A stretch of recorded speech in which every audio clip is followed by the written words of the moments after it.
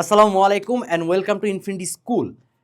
SSC 27-28, specially SSC 27-এর জন্য আপনাদের জন্য কিন্তু একটা ফিজিক্সের চ্যাপ্টার ওয়াইজ অ্যানালাইসিস একটা সিরিজ অলরেডি আমি লঞ্চ করছি এবং এই সিরিজের মধ্যে প্রত্যেকটা টপিকের প্রত্যেকটা চ্যাপ্টারের কোন টপিক কিভাবে কতটুকু জোর দিবেন, কোন টপিকগুলো কিভাবে কোশ্চেন আসতেছে সব কিছু কিন্তু আমি অ্যানালাইসিস করে দেখাচ্ছি এবং সেই সাথে আপনাদেরকে একটা পিডিএফও আমি প্রোভাইড করতেছি, যে পিডিএফটা অ্যাকচুয়ালি আপনাদেরকে প্র্যাকটিসের জন্য হেল্প করবে। টু বি অনেস্ট, শুধু 27-28 না, আগামী কয়েক বছর যদি বই এবং ম্যাটেরিয়ালস চেঞ্জ না করে তাহলে খুব সম্ভাবনা আছে যে এগুলা প্রত্যেকটা ব্যাচের জন্য খুব খুব বেশি পরিমাণ ইম্পর্টেন্ট হবে। সো আজকে আমি চ্যাপ্টার 5 চাপ এবং এই রিলেটেড যে কনসেপ্টগুলো আছে এগুলো আমি খুব ভালো মতো আপনাদেরকে খুব শর্ট টাইমে ফিগার আউট করে দিব, যাতে আপনারা পড়ার আগে অ্যাটলিস্ট একটা ডাইরেকশন খুঁজে পান, একটা গাইডলাইন খুঁজে পান, যাতে আপনি খুব সুন্দরভাবে এই চ্যাপ্টারটা আপনি কমপ্লিট করতে পারেন। সো প্রথমে আমি এই চ্যাপ্টারের টপিকগুলো এবং কোন টপিকে বোর্ড কিভাবে আপনার গুরুত্ব দিচ্ছে, স্কুলগুলো কিভাবে গুরুত্ব দিচ্ছে এগুলো অ্যানালাইসিস করব। সো চ্যাপ্টার 5, বিসমিল্লাহ। তো প্রথমে এইখান থেকে এই চ্যাপ্টার থেকে হার্ড কোশ্চেন খুব বেশি দেয় না, টু বি অনেস্ট। এখানে কিছু জেনারেল কোশ্চেন টাইপ আসে, কিছু মডারেট কোশ্চেন টাইপ আসে। সো প্রথমে আমি এখান থেকে আলোচনা করব আমার জেনারেল কোশ্চেন টাইপকে নিয়ে। সো জেনারেল কোশ্চেন টাইপে আপনাদের সব থেকে বেশি পরিমাণে পাবেন 1 নম্বরে হচ্ছে আপনার চাপ রিলেটেড কনসেপ্ট, অর্থাৎ P equals to F by এ।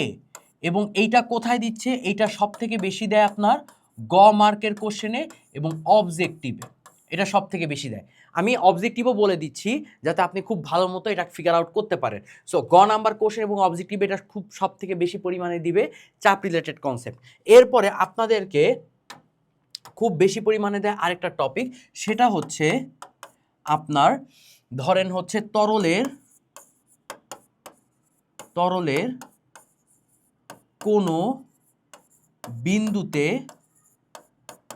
চাপ নির্ণয়। এই টপিকটা আপনাদের গ মার্কের কোশ্চেনে সব থেকে বেশি পরিমাণে দেয় এবং এইটা কিন্তু আপনার একদম ইজি একটা কনসেপ্ট, একটা সূত্র, একটা লাইন যদি আপনি মাথায় রাখতে পারেন তাহলে তরলের কোনো বিন্দুতে চাপটা আপনি খুব ভালো মতো ফিগার আউট করতে পারবেন। এবং কোশ্চেন যদি ইজি করে তাহলে ঘ মার্কে সব থেকে প্রেফারেবল পার্ট হচ্ছে প্যাসকেলের সূত্র।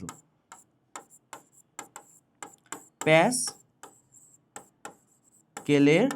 সূত্র, অর্থাৎ প্যাসকেলের সূত্রটা আমরা জানি কি, F1/A1 ইকুয়ালস টু F2/A2।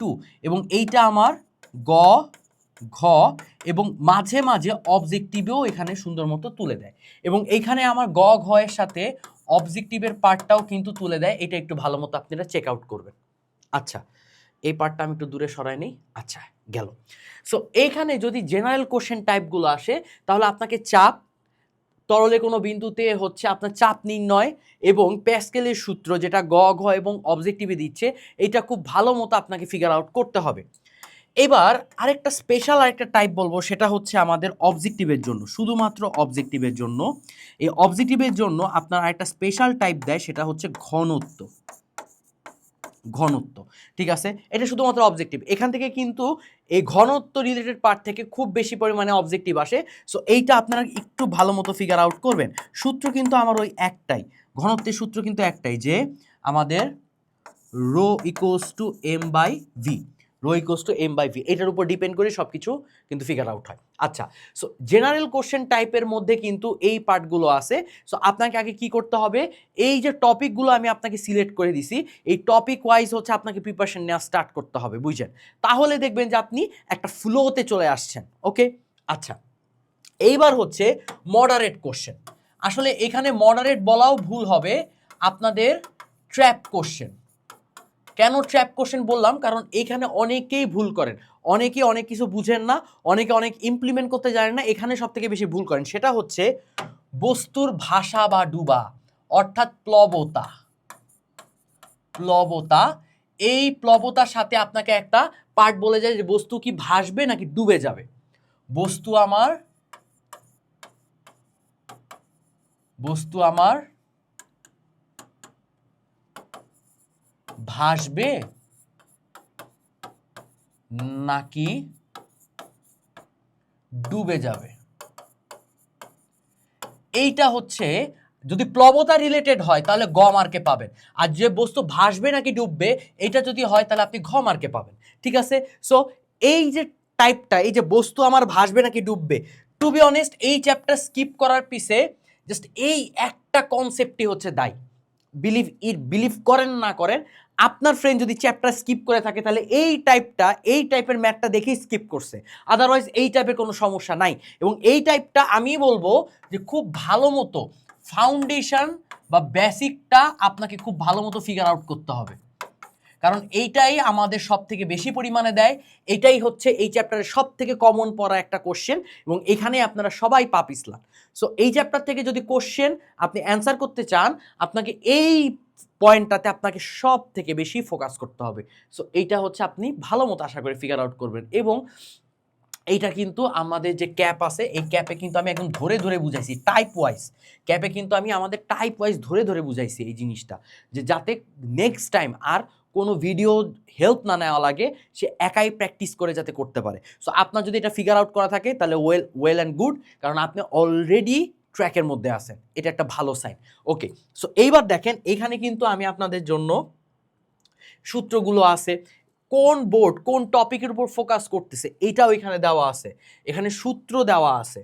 তারপরে দেখেন এখান থেকে অ্যাকচুয়ালি স্টার্ট হয়েছে, এখানে আমাদের অবজেক্টিভ দেওয়া আছে। এবং মজার কথা দেখেন, আপনাদের দেখায় এখানে এমসিকিউর পার্ট দেখেন টাইপ ওয়াইজ আছে, টাইপ ওয়াইজ আমাদের এমসিকিউ আছে, সিকিউর পার্ট আছে।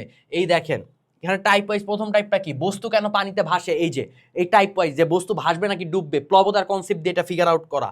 ঠিক আছে, তারপরে এখান থেকে দেখেন আপনার এমসিকিউ সিকিউ টাইপ 2 ঘনত্বের এমসিকিউর পার্ট দেখেন এখানে। তারপর এখানে সিকিউর পার্ট কিন্তু খুব বেশি নেই ঘনত্বতে, এটা হচ্ছে প্যাসকেলের ফরম্যাট দিয়ে সেটা করা হয়েছে দেখেই আমাদের এত বেশি দেওয়া পসিবল হয়েছে।